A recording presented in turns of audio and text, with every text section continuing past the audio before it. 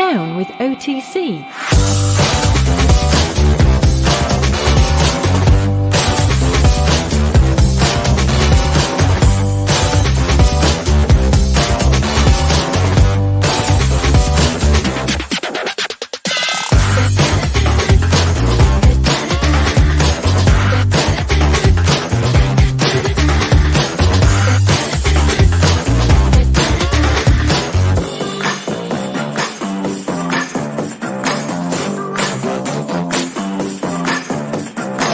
Are you down with OTC?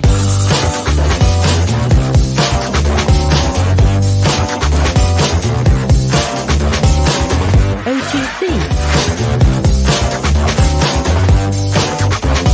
Are you down with OTC?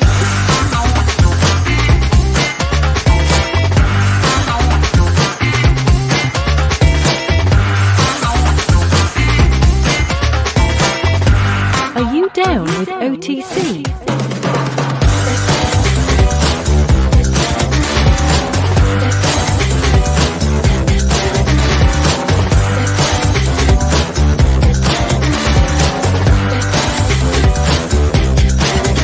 OTC.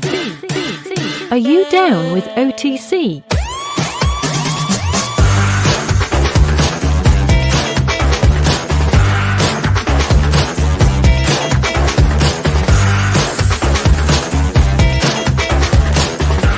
Down with OTC.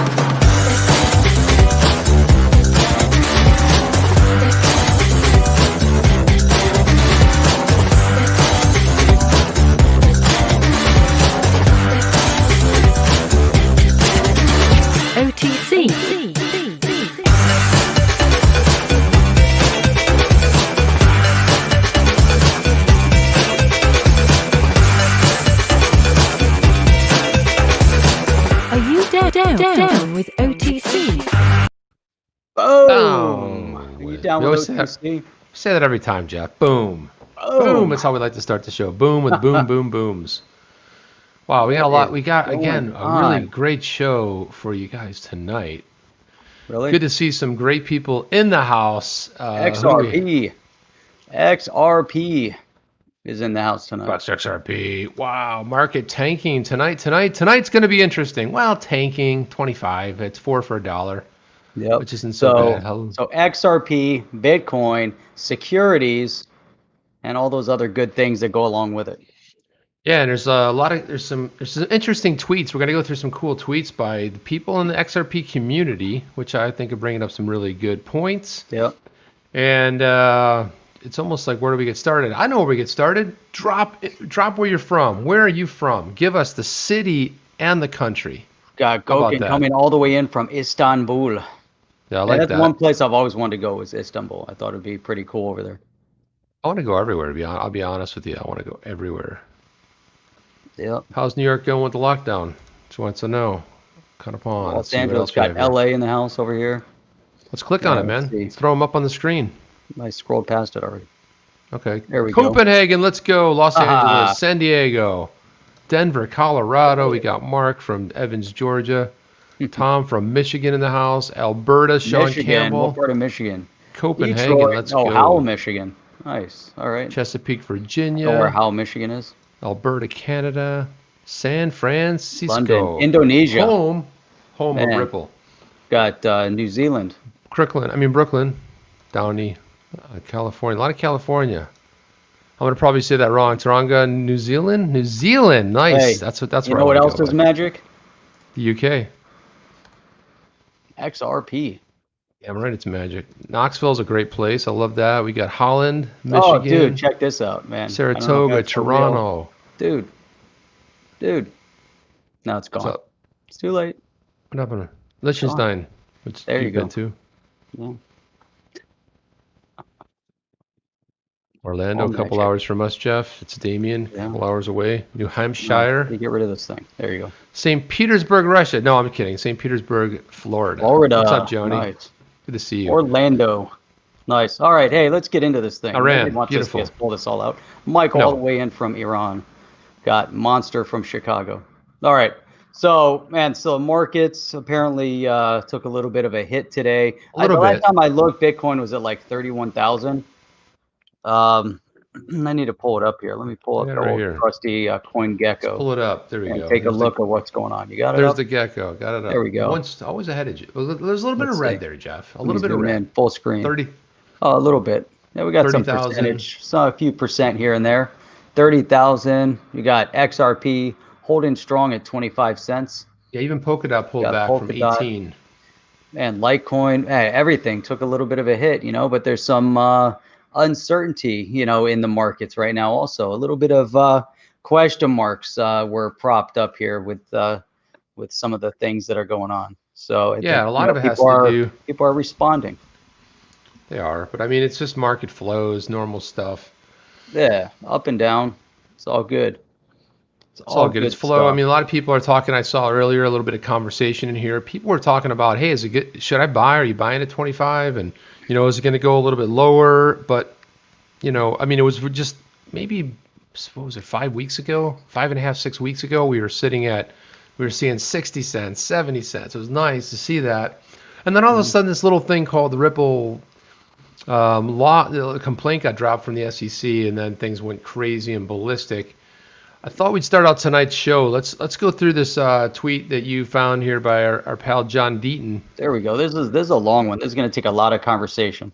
A lot of conversation, but it's good though, and I'll read one. Yeah, so Ripple and it kind of fits into the title that I came up with.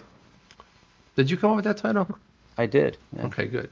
Ripple executives like Brad Garlinghouse, Christian Larson, and David Schwartz, Stuart Aderati have stated that XRP was not designed to pay for a cup of coffee. Instead, it was designed for the banks and money service providers. In fact, XRP was labeled by the hardcore Bitcoin community as the Bankers Coin.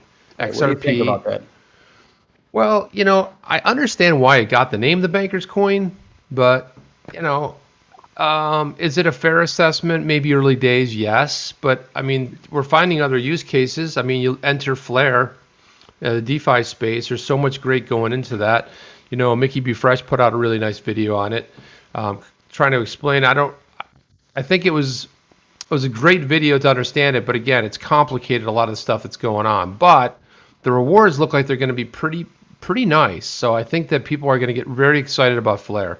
I don't know, Jeff, what's your take on this whole thing with the hardcore Bitcoiners calling it the Bankers Coin? Well, yeah, I mean, it's interesting. That's what they started off. They call it the Bankers Coin, but that's what it really, as John Deaton's pointed out, that's what the purpose of it was. That it seems to have been designed for that. Hence, we were talking yesterday about the separation of the Stellar Foundation, which was designed for the micropayments. If you want to go buy a cup of coffee, that was what it's purposed for. Doesn't mean that, XRP, you can't build something on the XRP ledger that could, be used for, buying a cup of coffee. It's cheap, it's fast, it's easy to use.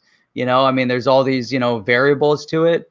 So in theory, you could build some nice apps on top of it, but at the core, they have so much. Could you imagine? I mean, you have the foreign currency exchange, which you can exchange any fiat currency or digital asset, all that stuff built into the XRP ledger, and then you use it to buy coffee.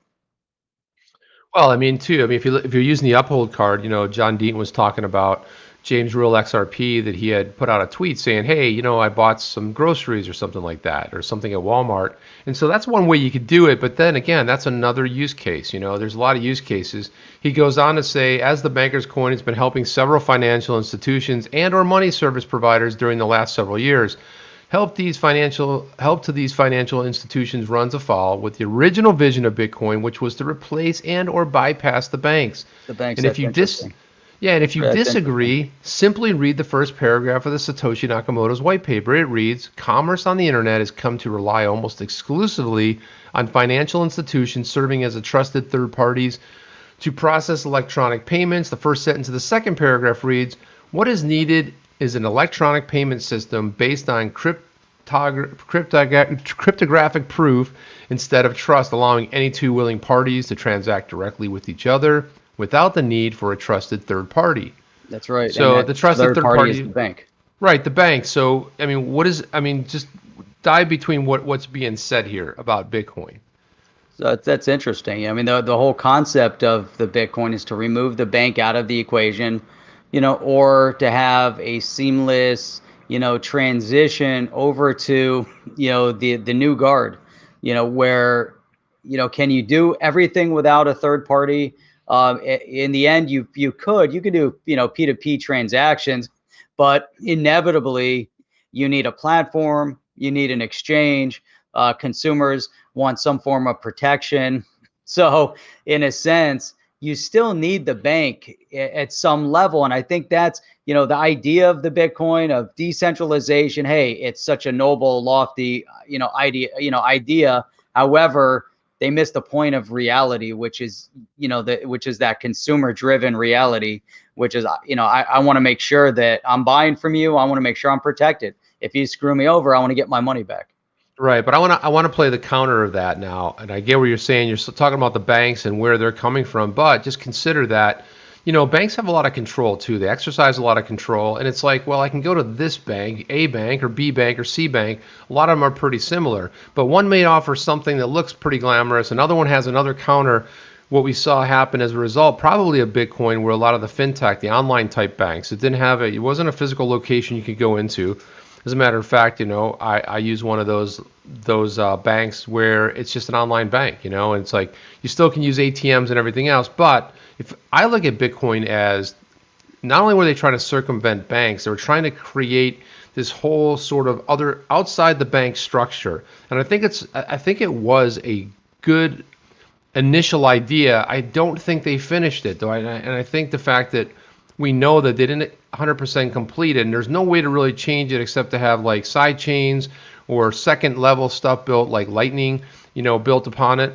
But I do think that what they were going for was interesting, because you want to talk about disrupting. You've had banks in control forever, Jeff, and so I kind of feel like I get where they were going. They were trying to circumvent the banks, right? They were trying to not be a bank, but be decentralized and not have to rely on a bank to be able to. But at some point, you got to if you get convert it to real world things. You can't buy everything with Bitcoin now, but I think that's what they were really going for. Let's dive in a little bit. I think so too. Yeah, I think that's a good point.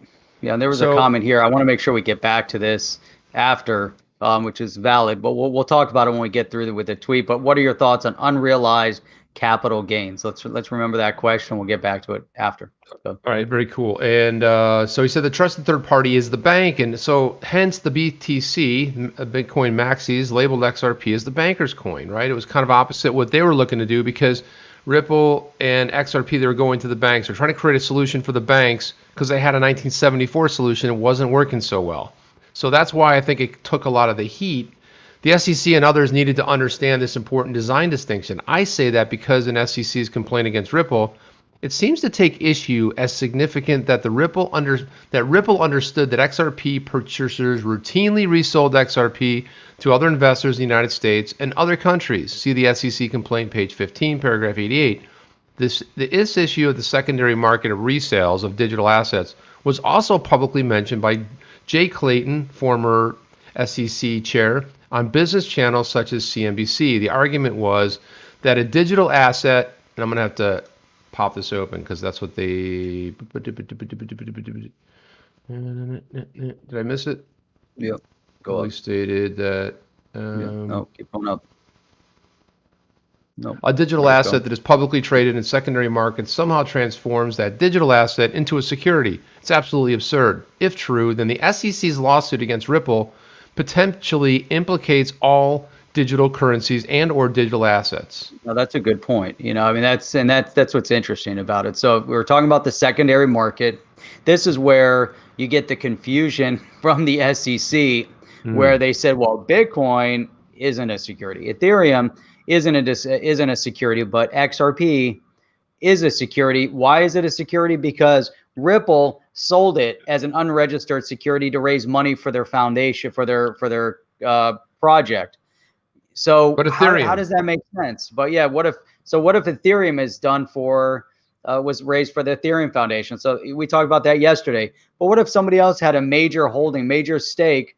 Jeb, he's no longer part of it. Let's say their primary focus was on him with his XRP. Well, why are you selling your XRP? Are you selling it, you're selling it to other potential buyers on the secondary market? If you're selling it, you're selling it to other buyers on the secondary market. But the implication is, Ripple in the, beginning stages back in 2013, when they start selling XRP, they're claiming that it's again, it's a security. So it makes it confusing because, again, XRP wasn't created specifically by Ripple. It was gifted to Ripple. Some of the founders of XRP are part of Ripple, David Schwartz. But maybe that creates a little bit of ambiguity with the whole thing. yeah, I mean, that's why I like this tweet. There's a lot of thought behind what goes into this. He goes on to say, remember that Jay Clayton has publicly stated that in his belief, if a person purchases a token and someone goes out and does a venture and that effort increases the value of the token, then it's a security. He said that if a person gets a return in the secondary markets from the token, it's a security. The mere fact that some investors may acquire XRP with the hope that it will increase in value does not transform XRP into a security. And now I think that's a pretty good point, right? He's making right there. Yeah. He's landing a pretty nice punch because according to what Jay Clayton has said, that doesn't transform XRP. And the same is true of Bitcoin and Ethereum speculators. The same is true of the baseball card speculators, gold speculators, art speculators, Pokemon speculators, right? You get the point that, the speculation doesn't necessarily transform something into a security, and you don't have an investment contract. If you go back to 1933 exchange, what is that? The securities law. Exchange, yeah. Yeah, it goes on. It has a lot of like fluff in there and talks about that, but it really one of the key things it talks about is the investment contract. So this is where I think it falls apart. It's like when anybody here, if you were sitting there and you purchased XRP, did you think you were purchasing somehow a share of Ripple, the company? I know a lot of people confuse XRP. Like you look at an exchange and it has the Ripple and it's actually XRP, but no one thinks they're buying the company. A lot of people don't even know the company exists. It's a digital asset. No, this looks interesting. Looks pretty cheap. I'm going to buy it, right, Jeff? I mean, I don't know. Exactly. That's it. Yeah, exactly. I agree with that. And in the early days it was called Ripple. It wasn't called XRP. So I think there was a little confusion with that, and then they rebranded the logo, did all sorts of great things. So maybe there's a little confusion, but yeah, I think, a number of years back and today, I don't know if there was much of a distinction. People were buying it because it was in the top category of digital asset, so you can make an argument, with anything. I mean, again, like with Ethereum, Ethereum is rolling out ERC20 tokens, and they have their smart contracts and all that. So if I buy ETH, then the fact that they're rolling out all these other tokens on their platform means that ETH itself is going to become more valuable. It's the same exact argument. Why wouldn't that be the same argument? So it is, but that's the sad. Yeah, that's the sad part of it. Is the same argument. I'm sure the attorney is going to bring that up in court. Well, here you go. Here's Vitalik Buterin, who in 2015 thanked very well-known investor who said, "Thank you for saving the company. It probably wouldn't have survived without you." Okay, so it says, what? Tell me the difference, right? So they're going to argue that. They're going to say, well, if you look at what's happening with Ether, the ETH, a comparison to XRP, the Ripple, the foundation, the Ethereum Foundation. Look, it's apples to apples, right? So they have different names and they have different use cases, but it's kind of the same thing. So yeah. Let's jump a little bit back in this. He says, I've tweeted several times that the SEC case against XRP poses a potential threat to all of crypto. Why would the SEC claim that today's XRP is a security? With all the claims lately about regulating crypto, including Bitcoin, does the government have all of the crypto in its sights? What do you think about that? He's kind of like putting he's kind of wondering if the government is really going after the entire altcoin market. That's a valid concern. I mean, we've seen Christine Lagarde. We talked about that the other day. Yeah, her comments on Bitcoin coming out and saying Bitcoin is extremely speculative. We have Janet Yellen, now the Treasury Secretary, coming out and claiming that Bitcoin and other digital assets. And I think we're getting to a point where some of them, they have a lack of understanding of the space, and they're referring to the entire space as Bitcoin, because what is Bitcoin is others. The SEC made some distinctions there, but Janet Yellen, is she being discerning of all digital asset when she talks about it, or is she just referencing Bitcoin on its own, that it's being utilized for a nefarious purpose and they need to investigate further? Well, So you got to read between the lines, Jeff. It's sure Bitcoin's the household name, but I'm pretty sure that she's thinking about all crypto. So if you knock Bitcoin out, well, it's going to be the second guy, the third, the fourth, right? So it really is an assault, and that's what all this is. That's what John Deaton's, I think, right on point here. It's an assault on crypto, and I think that's, well stated. He says, why would the SEC complain against Ripple? Full of irrelevant noise. For example, why did the SEC discuss Garlinghouse's personal sales of XRP while mentioning that he had publicly stated he was very long for XRP? Not relevant, unless Right. he is alleging fraud, which they never allege fraud. And by the way, I watched the podcast today, which I got to tell you was a mitigated disaster. But anyway, we can get into that. James XRP Rule, he put this out there, and wow, it was incredible, but they were just way off base. But anyway, so he says they weren't alleging fraud or misrepresentation. A CEO often gets paid in stock. CEO often sells some of his stock. That doesn't mean he isn't long on the stock or the company. Jeff Bezos sells $1 billion of Amazon stock every year. Why would Brad's XRP sales come up if you're not claiming fraud or misrepresentation? What do you think about that, Jeff? And I think that's valid, 100% valid. Yeah, if you're going to talk about a CEO of a company or founder of a company, and then question whether or not, or question their ethics or moral standing on selling shares in their company, or selling anything of value that they get paid in, how can you do that? How can you question what somebody is doing with their own? If he owns XRP, and from Brad Garlinghouse's perspective, we're not trying to defend in any way, shape, or form, but it's just rational thought process. If you want to use Jeff Bezos, or you want to use Gates, or Bill Gates, or the guys over at Apple, or any of the big tech companies, they sell shares in their company. And Jeff Bezos, I think, is unique because what does he get paid annually? Like $80,000 a year, and the rest of it's stock. Right. It's all and he stock. sells his stock, and he sells. What did it say about $1 billion? $1 billion of Amazon per stock. year. It's silly. So are you going to say that he doesn't believe in his company because he's selling $1 billion worth of Amazon stock a year? His lifestyle. Are you going to question someone's lifestyle? I mean, if somebody wants to go and buy a $500 million house, are you going to question whether or not they should do that or not? Or if they want to buy a jet or a yacht, or let's say they wanted to go and sprinkle dollar bills, out of their jet as they were flying over. Who was, anybody to question what they do with their money? So, if he owns XRP, how can you question whether or not he's selling or not? I mean, that just makes no sense. But I'll tell you, one of the things that I've been through that complaint a couple of times, and I have to tell you, when I first started going through it, I was expecting some type of fraud to come up. We're charging you with a fraud, selling unregistered security. Nothing. It's like if you're going to land a point and you're going to make an assertion that somebody's doing something bad, you go like it sounds like feelings. Well, I'm mad because you should have what you shouldn't have done is you shouldn't have. Well, what are you trying to say? Like, what does that have to do with the fact that it's an unregistered security? Whether somebody decides to sell as part of their compensation package, and what does that have to do with them being long on something? If Garlinghouse doesn't believe in the company, he probably wouldn't be there. But because he sold some of it, he has a lot of it. And if you look in the complaint, he was received even more in compensation. So he has more potential money to be made that dwarfs what he actually sold. So what? I mean, this is the part that I have a problem with. So they try to land us punches, but there's no point. that doesn't go anywhere. And again, it's That's a it's good off question. track. It's It is off off track. track. And it's interesting. I was talking to a buddy of mine. He's an attorney, and I was asking about a federal case versus if a state case or well, there's a big distinction because said when he files, he has to be very concise.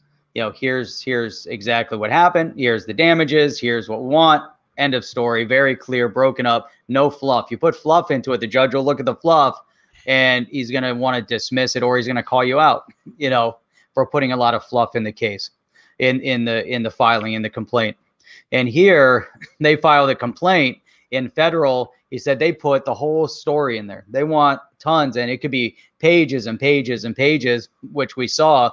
Their complaint is really long, and they just try to put as much information. And John Dean's bringing it up because it's misleading, and really they're trying to drive home a point with, and that's what he's saying. Are they alleging fraud or are they claiming fraud? No. Are they alleging misrepresentation or are they claiming it? But you don't know. And so I think that's all part of the objective, putting that fluff in there. Yeah, and it's neither. And he goes on to say that if you're not claiming fraud or misrepresentation, it's absolutely irrelevant to what other XRPs of security. Did the SEC bring up to make Brad and Larson look bad? Was it meant to generate outrage so that other crypto projects route for the SEC and against Ripple and XRP? Is it the strategy of divide and conquer in play here? In a thread to follow, I'll show you how even Bitcoin could be in danger. And then he goes into he just adds everybody in the world. Yep. Yeah, some other stuff, but look, I mean, looking through this, I mean, I know we look at this a lot, but there's a lot of disinformation out there, especially like this podcast I watched. It's a pretty well known podcast. And we had two attorneys on there, two really good, strong attorneys that just didn't understand. They're trying to tie everything back to legacy stuff that happens, where there are very straight and, cut regulations, where we're operating in an area that doesn't have regulations, never has. And so it's like, you get one of the attorneys on there asserted that what Ripple's doing here is if what they, in their Wells the report, that they filed, kind of like, what do they feel about it? Like, what's their position? And in their Wells, they said something to the point of like, well, we were doing this for 7 years and nobody ever said anything. And then he made the assertion that, well, that's like if I was robbing a bank for 7 years and nobody said anything. So, and no, they're not even close to being in the same neighborhood, because you're operating in a environment where you don't have regulations, and that's kind of a weird sort of a place to be. Yeah. Throw that up. Reg Mabry threw that up. He said, thanks for the support, Reg. He says, SEC suing Ripple for building a pipeline of international trust. SEC see Ripple as a trustee or a treasury or a Federal Reserve. Yeah, they could be seeing that as potential, competition to what is going on. And you can't, I think the whole point of it, we can't fault a government for questioning the crypto space. I mean, first and foremost, because, the one area of sovereignty of a government, of a country, and I should say the country, not the government, but of the country, is the currency.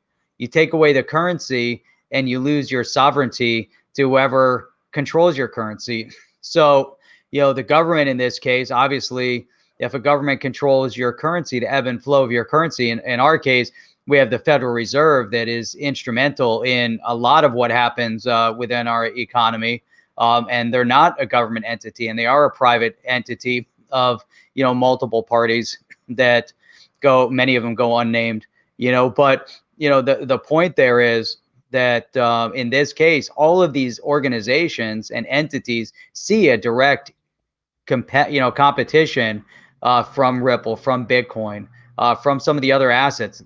They're not as concerned with many of them. They're very concerned with Bitcoin, and they're concerned with Ethereum to an extent, not as much, that it doesn't come up so much, but it's always Bitcoin, and now it's Ripple and XRP. But that's, again, it goes back to our original premise from a couple of days ago. Ripple is in their crosshairs because they're taking on Swift. That's, and they're making some big changes. But to Reg's point here, they are building the pipeline of international trust. And I think, and that also then requires that the government does their, I'm just trying to see all sides of it, but the government has to do their due diligence and make sure that they're looking at this from the right. I mean, the worst thing is you jump in, right? And you just say, hey, yeah, everything's great. And then it wasn't so great. How does that work out for the government and the country? That's a good point, man. Thanks for throwing that out there, Reg. Appreciate that. Look at this. I'm not going to read in the whole article, but here's another one. Bitcoin losses near 200 billion as JP Morgan warns it's the least reliable dollar hedge. So who's well, yeah, who's saying it, right? By the way, who's driving the price down as they're loading up the bags, right? Who just said last week from JP Morgan they were saying that Bitcoin's going to hit $150,000. Yeah. But this is where when you're unregulated and you're a large institutional bank and you're out there putting out stories like this saying that it warns it's the least real, and everyone, oh no, I gotta dump it. And meanwhile, now. Right, everyone's dumping, and back down to 20 so they can load up and get it back up to 40. And they double their money. They're looking at MicroStrategy like, man, that guy was smart. Yeah, exactly. But you're right. They're speaking out of both sides of their mouth, and that's fine but you have to worry about that when you got this. This is, when a financial institution like JP Morgan opens their mouth, people are like, oh, well, JP Morgan said it. It must be true. And I had I know this because back in the day I was talking to a colleague. I was actually the CFO, and he was like, "Well, I read this article today, and J.P. Morgan's saying that Bitcoin's really bad." And I'm like, "You see, so people listen to that, and they get stuck on it." Go ahead, Jeff. You want to take that? Thoughts on? I thought this was a great, question. I mean, it's a pretty short answer, but I thought it was a great question. It's a very short. Your thoughts on unrealized, capital gains. That means, paying taxes on unrealized gain is horrible. I mean, it's devastating. It's the worst thing you could ever do. If you want to talk about punishing an individual, punishing the economy, it's having to pay capital gains on unrealized gain. I mean, that's just a disaster. It's almost like, it's like the inheritance tax. When you're paying, like I said, I'm going to say it 3 more times at least. I don't remember who brought that up yesterday, but the inheritance tax is extremely damaging. Think about individuals that inherit a farm. A lot of times it impacts farms a lot. They inherit their farm. Maybe they didn't structure it through a trust or anything like that. Now all of a sudden they have to pay tax on their inheritance of this business or this farm, and it could be extremely devastating. In a situation like this, imagine unrealized capital gains. Does that mean every stock that you own, you're, at the end of a year, you're paying tax on your? What do you think? I mean, look, there's so many bad things, especially unrealized capital gains. I mean, it's kind of like unrealized goals for your life, unrealized, it continues to go. But yeah, I think you said it perfectly there, Jeff. And I'm assuming his question was tax, unrealized. Well, I was thinking it was, yeah, tax, capital. Right? That's what I was thinking about, but maybe we're wrong. I mean, maybe it's just gains. Unrealized gains are awesome. Okay, so let's put this question up there. So Electric Game says, when Ripple started out, it owned like 50% of the coin. We're pressured to drop it down to 30%, which is fair. I just don't trust them. XLM only held 30% and always had that position. It's a little bit different, though, in the sense that when you say it owned 50% to drop it down to 30%, the thing about it is that and this is an interesting, I like where you're coming from on this one, too. It brings up a lot of other questions, right? So if you look at the 50 billion, we'll round it up to 50 billion. It's actually less than that. You're saying, okay, of the total supply, but it's locked up in escrow, so it's not like they have jurisdiction on it. It's not like they're going to go to say, hey Jeff, I'm going to run over down. I'm going to go pump some money out of our, some coin out of our this account. You can't, because an escrow account is there's a reason it's like it's a party you trust, because it's not akin to either party, usually in some like a business transaction, right? So in that case, when you have something that's you're saying they own it. The thing about it is the validators can take a vote tomorrow and say, let's burn it. Let's do this with it. And they have to have an 80% consensus. And the whole idea of consensus is great. But let's suppose you have a rogue validator, and then so the other validators can vote to either hear that validator or not. And it's one of the ways you kind of protect the network because it's built upon the strength. So when you're saying they were pressured to hold less of it, they have rules around that escrow. Jeff, I don't know your thoughts about the whole idea of escrow. What Electric Games is saying here about the 50%, or it should be less than that. But again, that was meant to roll out to be sold on the market. Well, the escrow, they don't own the escrow. The escrow, and that's where it's they're in custody of the escrow. They're the overseers of the escrow. So that escrow amount, if that's what he's referencing, then like you were just saying, the validators can burn it. And I think it was important that Schwartz mentioned that it was the validators that voted for the escrow that they decided that was the right way to go. I agree. Tie it up. It also created value or some liquidity. You have a billion XRP that are being released every single month.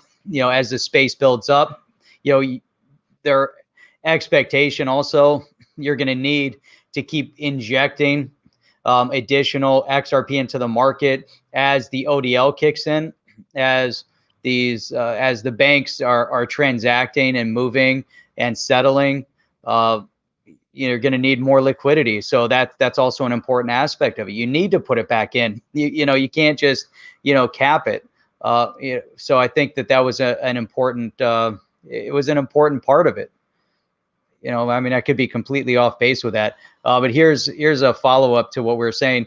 Treasury Secretary Janet Yellen is saying she's considering a tax on unrealized gains, and I wouldn't doubt that. No, I wouldn't either. She's coming from that kind of perspective, but that is extremely detrimental. And we just said that, but in the crypto space, could you imagine? At the end of a year, you summarize it, and let's say, hey, you had a windfall, you did really well. You're holding Bitcoin, you're holding XRP, holding Ethereum. You made 10,000, 100,000, $1 million, whatever it is. Let's say you made it, but it's unrealized. It's paper money. It's not real money at that point until you sell it. It's unrealized. You have to underline that and put it in bold and enlarge the font to about 100 in that paragraph, because it's only realized when you sell it.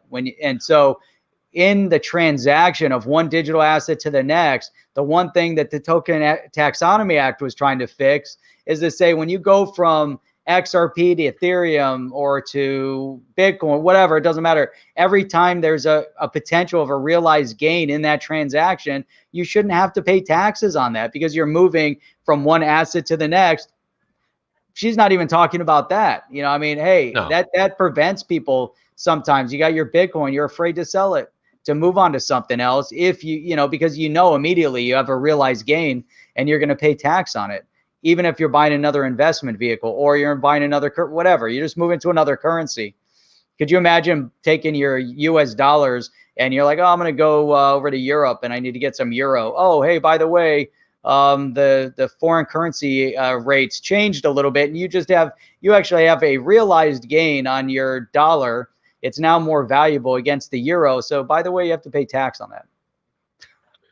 Yeah, it's kind of a disaster, but again, we go back to what the government wants. The government wants to control everything. They want to milk it for everything because you know what? They got an idea and they want to take that money and they got to raise money for it. And then ultimately, when you raise taxes, again, it just they go up, they don't go down. No one magically comes over to knocks on your door and says, hey, we had this great idea. We figured out a way we could lower everyone's taxes. Whoa, that happens, but the bottom line is that the government's always going to look for ways that they can, basically extract money because the government doesn't do anything, right? They don't make anything.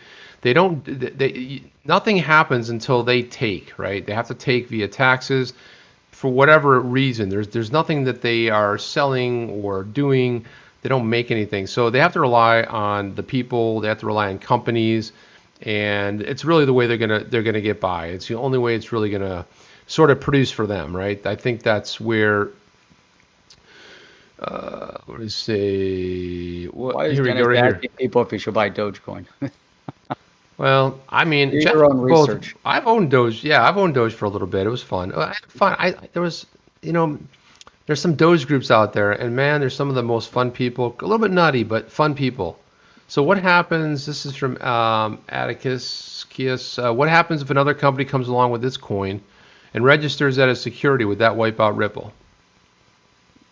Well, What I happens if mean, another company comes along with its own coin and registers it as a security?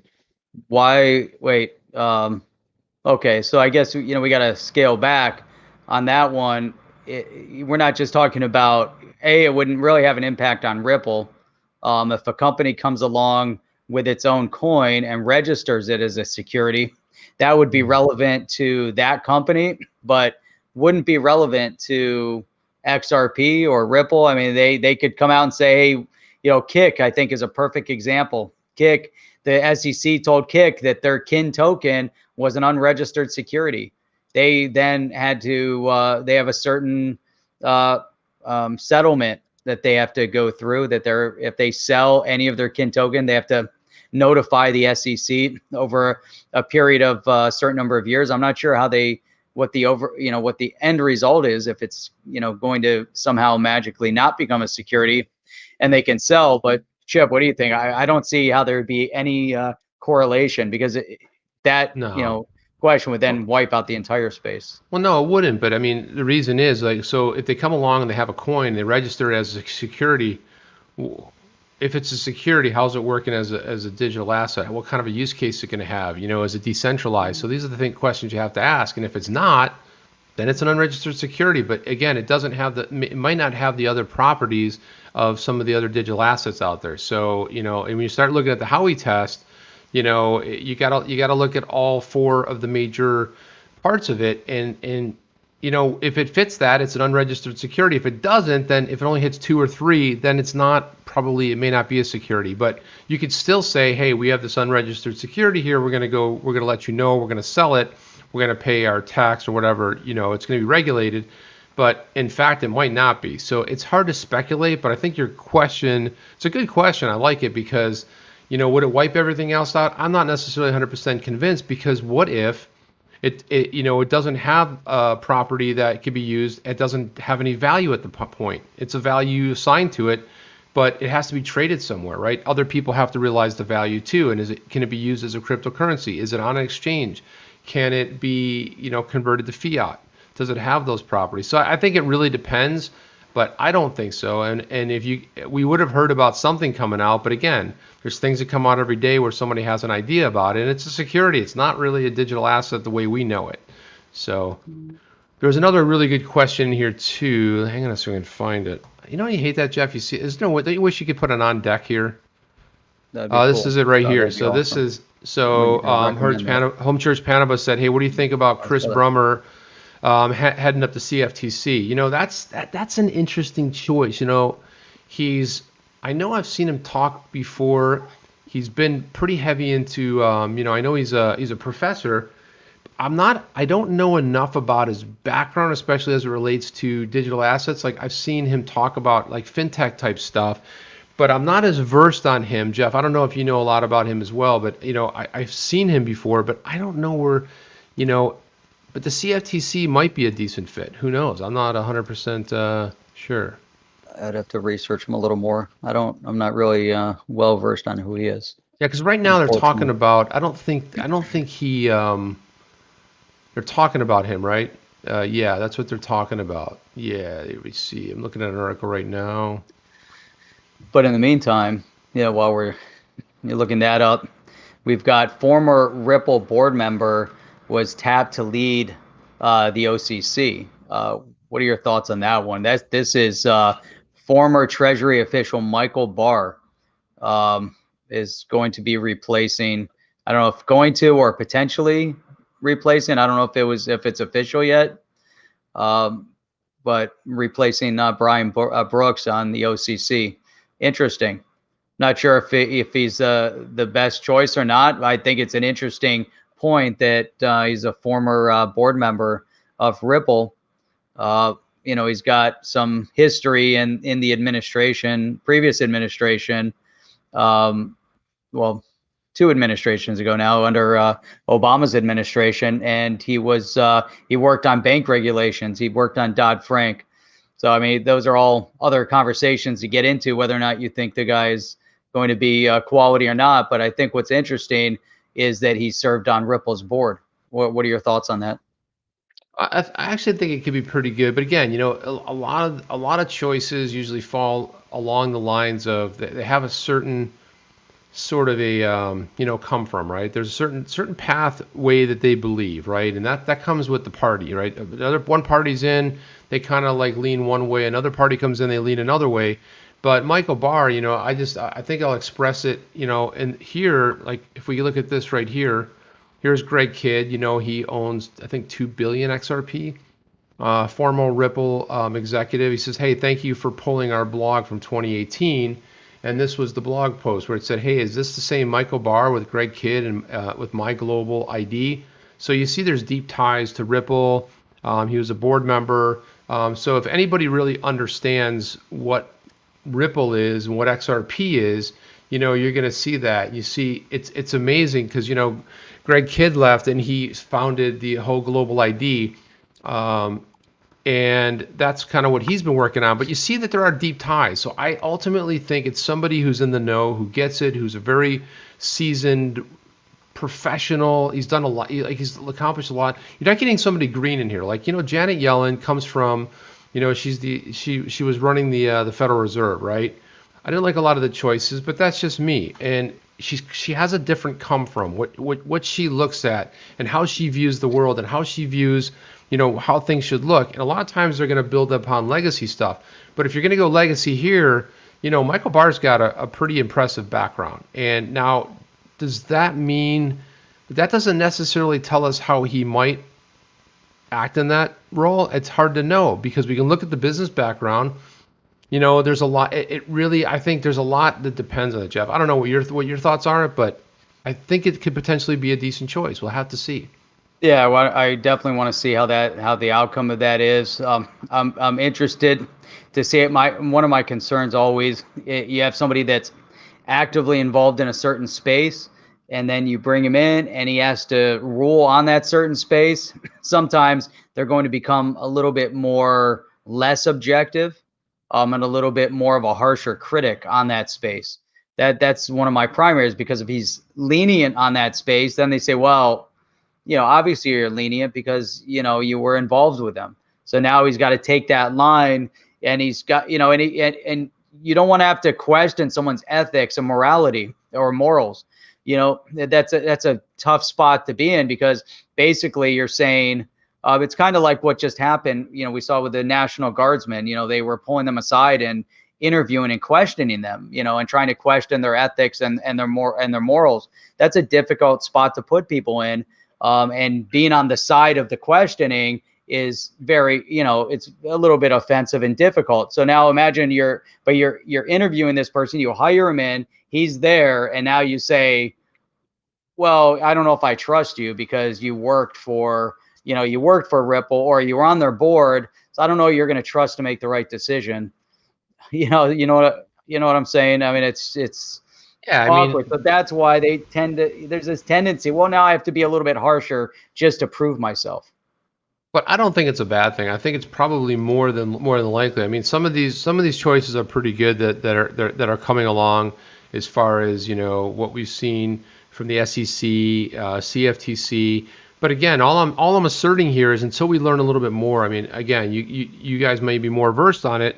I looked a little bit at Michael Barr's background, and again, that doesn't necessarily tell you. If you see a Supreme Court justice that comes up, they put him on the stand and they can't say, how do you really think about this? They ask him questions. They try to figure out where they, what side they kind of like lean on. But that isn't always indicative of how they might attack that job, right? Or the role they may play. So that's all I'm saying. Good point. Yeah, good I think ultimately it could be a good thing. Ultimately it could be a very good thing, and especially we're starting to hear these things about, tie back to Ripple, right? We're hearing, well, okay, ex-board member of Ripple. It's not somebody that doesn't get what Ripple is, or the company itself. And then you have the CFTC, the former chair, you had Christian Carlo, who wrote that spectacular opinion about how XRP does not meet all four prongs of the Howey test, and he was very adamant about it. So, I mean, if it turns out to be anything like a Christian Carlo, now it would have been great if he did that when he's chairing the FTC, but that's okay.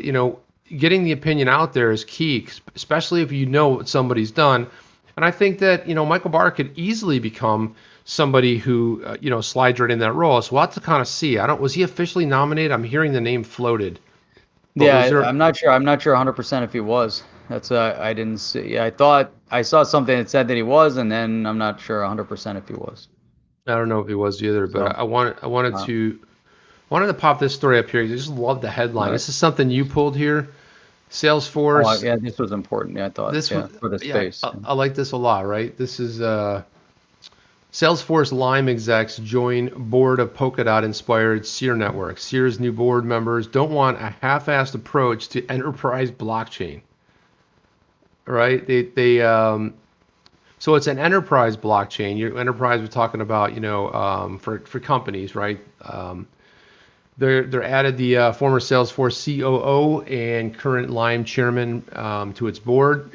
They're San Francisco based, like our pals at Ripple. They're taking a fresh approach to the slow-moving world of big business blockchain, which usually involves retrofitting some private but shared ledger among a group of banks or logistics companies. Seer is described as being aligned with Polkadot, the public blockchain interoperability protocol built by Ethereum co-founder Gavin Wood. In fact, Seer has built its own layer 1 blockchain network that's similar and compatible with Polkadot. And I loved Polkadot when I first read it. I think it's really a very cool project. Yeah, I don't know enough about Seer, but what caught me about what's going on in the space, and I don't like reading through every single article, but sometimes I like seeing I like seeing the headlines, because sometimes if you go back up to the headline is more meaningful than potentially the article, mainly because you have an executive from Salesforce, an executive from Lime that are now joining the board of Polkadot. The significance of that is you have what I want to call, real world meets crypto world, or perceived real world, big tech, Salesforce, Lime, two bigger entities. Everybody knows Salesforce. If you're in the business world and you use a CRM module, they're the number one in the space. They're huge. When you take an executive from Salesforce and he's now serving on the board of an up and coming, fintech crypto blockchain company, it validates that company. It gives not just validation to the company, but it validates the space, because an executive from Salesforce isn't going to, work. You would anticipate, wouldn't want to attach his name to a project that, according to some of these government officials, would say is, used only for nefarious purposes. That's right. No, I love when they said they didn't want a half-assed approach. Well, nobody really does, but it's fun. I mean, sometimes the article, you're right, the headlines are better. Buddy Boyo Radio says Bearable Bull gave the buy order on the fact that the SEC will be sanctioned and forced to pay employees in XRP. Big news or no? I've got a couple comments there. Go ahead, Jeff. Take it away. Well, first, I think that if you have somebody in the YouTube space that's giving buy signals in the digital asset based on speculation, they shouldn't be doing it. That's number one. So if you want to look at the fact the SEC will be sanctioned, nobody knows that's going to happen. Are they going to be forced to pay employees in XRP? I don't think so. So I think that it's a little bit misguided, and I would question it. That's yeah, and I'm kind of with you on that, Jeff. But I think there's a difference. I didn't hear the source. No. But if you have BB saying something like, well, look, I mean, theorizing or saying this is what potentially could happen, and somebody speculating on it, it's very different from, hey, this is what's going to happen. That they're going to be sanctioned. They're going to end up. So I think there's probably, and again, without hearing the source, but just knowing, because I've listened before, There's a lot of times, YouTubers are speculating, and maybe saying, hey, like I'm very bullish, I'm buying. This is, for me, it's a buy order. I can't say what was intended, but just from the fact that I don't see really, I personally don't see that happening, but who knows? We're just giving our opinions as well here. It doesn't sound like something that potentially would be, especially I don't see something where they're sanctioned, right? I don't necessarily see who would sanction them. How would the SEC get sanctioned? What regulatory body sanctions the SEC? They don't have like watchdog groups that sanction each other, because then you'd have the CFTC going after, and enforcing, or FinCEN would come after, the SEC. So maybe there's not enough there for us to really comment on. Let's put it that way. And then Buddy Boyo, thank you. He says, also, what are your stances on central bank issuing XRP as the stable quarter? Isn't this bad for price? Huh. Interesting. That's interesting too. I don't up at this point. I'm not sure we're going to see CBDCs issuing XRP. Right now we haven't seen any of them, and it's interesting because I'm looking at international news. But the number one, the top bank in Russia, Severa Bank, is going to be launching a stable coin by the spring of this year. So we're talking about what, March, April, May. So we're not that far away, and we're talking about a bank in Russia launching a stable coin, not going to be XRP. Then we have, there was another one. Let's see, Celo is getting ready to launch a EuroPeg stablecoin. There's a lot of stablecoins that are coming out, and you see, well, this isn't really relevant to the stablecoin, but the Russian court actually, they just removed, Russian court order removes Binance website from regulators' blacklist. So now Binance will be able to trade over in Russia. You're starting to see, that these countries that were against be a little more pro. But while that's happening, you're seeing their central banks or their bigger banks rolling out stable coins, not necessarily XRP. I would like to see, one of the things that David Schwartz had brought up, which, is that the stable coins could be built on the XRP ledger. I'd like to see that. I don't know that would have an impact though on price. Yeah, and I wanted really to explain it. Yeah, and this is to add to that, Jeff. This is what came up on. This was a blog post put up, and this is Ripple executives chiming in, and I think this is key to look at this part here. In the coming year, focus to CBDCs will broaden from solving domestic solutions and addressing cross-border interoperability. And then it goes on to say that, mention some countries that are working on it. These new projects will require collaboration between central bank networks, private blockchains, and maybe to utilize a neutral bridge currency that can provide liquidity and instant settlement for cross-border payments. And that really, without saying it, they're talking, that's where the XRPL would come into play, right? So the interoperability, being able to convert it to whatever the CBDC is, and it goes through the XRP ledger, XRP, that's where you would find the bridge token of XRP being very valuable in the CBDC space, and that's where Ripple's had a big push and come out and said that. So yeah, it's a really good question. I appreciate that, buddy. Also, Jeff, I think it's probably time to kind of... It is, man. There's a couple really important questions here. I don't know what your thoughts are. I don't know. I know we're at our hour, but yeah, I want to wrap. I want to wrap. I'll tell you what to do is we'll have to take them for tomorrow, because a lot of great questions come at the end. So let me push these up. That we'll have to. Tomorrow's Friday, so we're gonna. You'll have to pick them up on your Saturday stream then. Yeah, so I'm gonna pick this up. One, I don't know anything about too much. Hedera Hashgraph. I am a big. I like Hedera Hashgraph a lot. I think it's really getting some adoption in the, in some of the municipalities. It's a very good, from what I've researched. Look, personally, I like the project a lot. There's always a lot more to learn about it, but I think it has a use case. Not that it's similar to Ripple, but I like what they're trying to do, and I think if they could be very successful.